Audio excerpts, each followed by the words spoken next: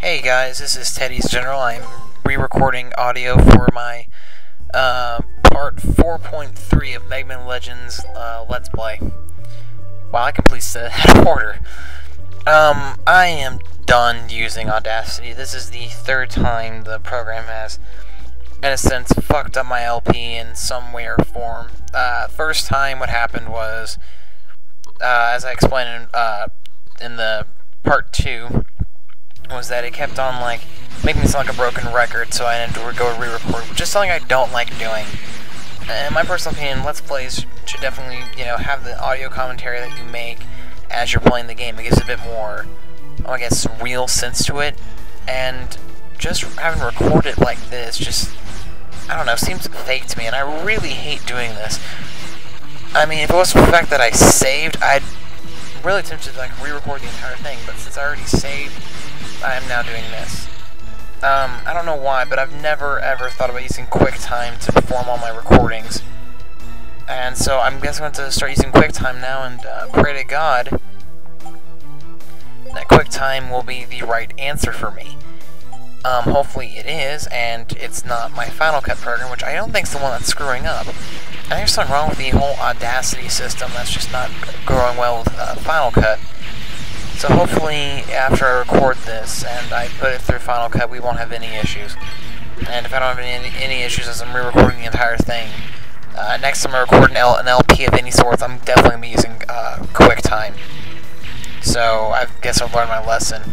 But the sad thing is that this time, whenever Audacity was effing up, not only did I sound like a broken record, it managed to successfully mute my entire computer.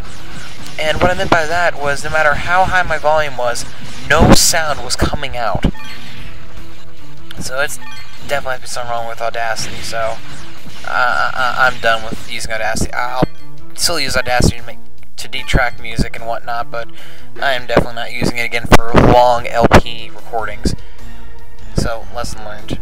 As you saw a minute ago, I just re-equipped my helmet, which, as rule says, lets us survive falls that, would normally hurt us. So basically, we turn to your, and if you were to be thrown off a very steep cliff, we'll be just fine. And if you don't get the your reference, that is a really amazing Red Brown movie called Your Hunter from the Future, and it's literally about a caveman who basically commits genocide throughout all these different villages. It's a funny film. It's not a masterpiece by any means necessary. It's one of those movies that it's so bad that it's good. If you're curious about it, go to the SpoonieExperiment.com and watch Spoonie's review on it.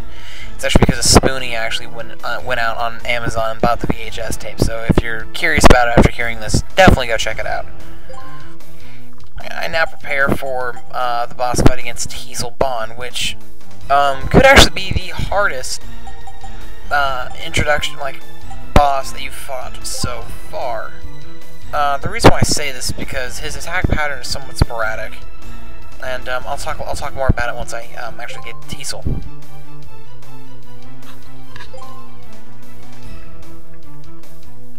Yeah, sorry about that in the background. Just double check, make sure my volume was working, even though I'm recording with QuickTime. After the whole incident of things, this kind of left me a bit scared. I'm gonna turn that down maybe one more.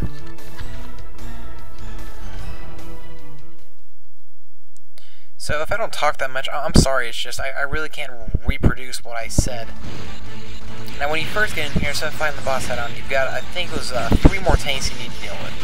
These things are easy. Whatever you do, don't use your special weapon. Trust me, if you're basically following this as a guide, and you've basically upgraded it how I had, you really want to conserve your ammo. This ammo will be very, very important when we deal with the boss. Basically, if you can max this thing out in attack power, I'm not kidding when I say you can literally kill bosses in no time at all. I mean, throughout the majority of this run, I will be using the Power Buster. What gives? I dig, and I'm still nowhere near the bottom.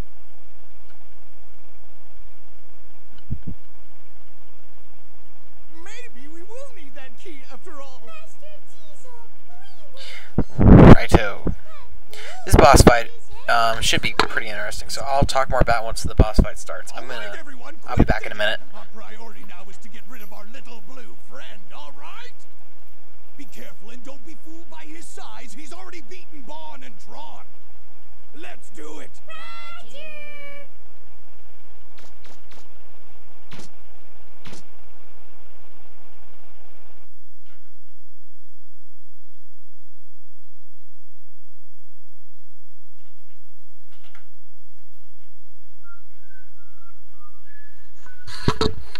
Mission start!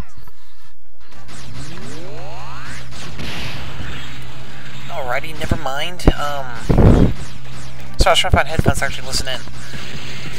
If you've noticed by now, the weird little thing around the health bar is your shield gauge. If you've noticed, after that big-ass hit I took, I have no shield.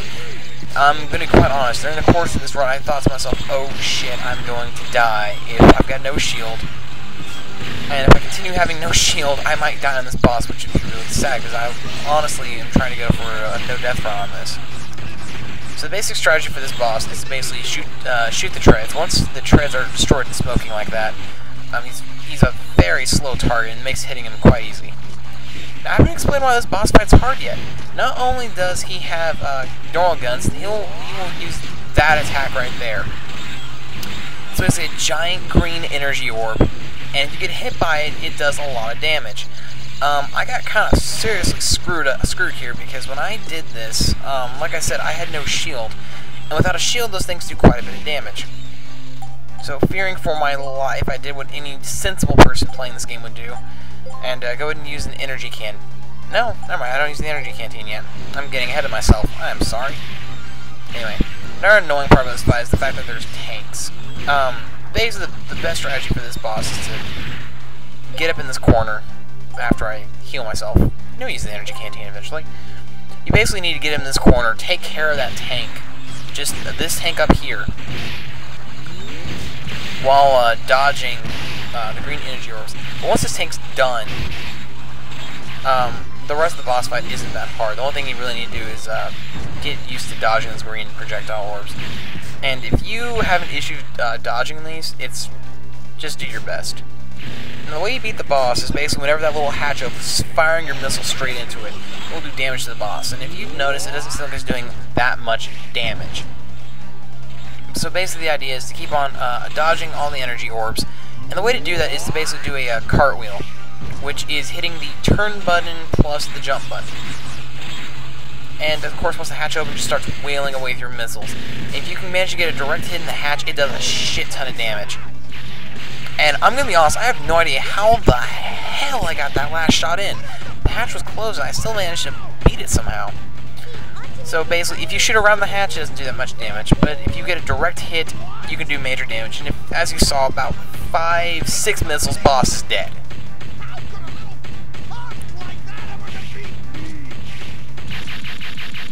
And to be honest, I feel kind of bad for... How much does he think it cost to build that in the first place? I'm gonna get him. If it's the last thing I ever do, I'm gonna get him. So yeah, Teasel gets saved by the Giesel shaft, which is an awesome piece of machinery. Master Teasel? Now, as far as the other games the Mega Man Legends series goes, I'm gonna try to stay in as current as I was back then. There are basically 2 more games in the series, and we're gonna be excluding the PSP remakes. There's Mega Man Legends 2, which is fairly superior, with a better story, better areas, more islands to explore, and there's a better control scheme altogether. There's that, and then there's also the Misadventures of Tron Bonn, which I'll talk a bit more on the next part. So, yeah, I mean, once you beat him, there's nothing else to do, so it's basically a matter of, you know, climbing back up this digging encampment. And, of course, once you accomplish this, you're basically set. You get up here, Roll will call you. Megaman, can you hear me? The mayor says there's something real important. Yes, and we're not, yeah. This is all basically a setup just to get you to, Roger. do something. I'll head back to City Hall. And yeah, that's about it, folks. I'm gonna stop the recording here, and I'm gonna start re-recording the next part. See you guys.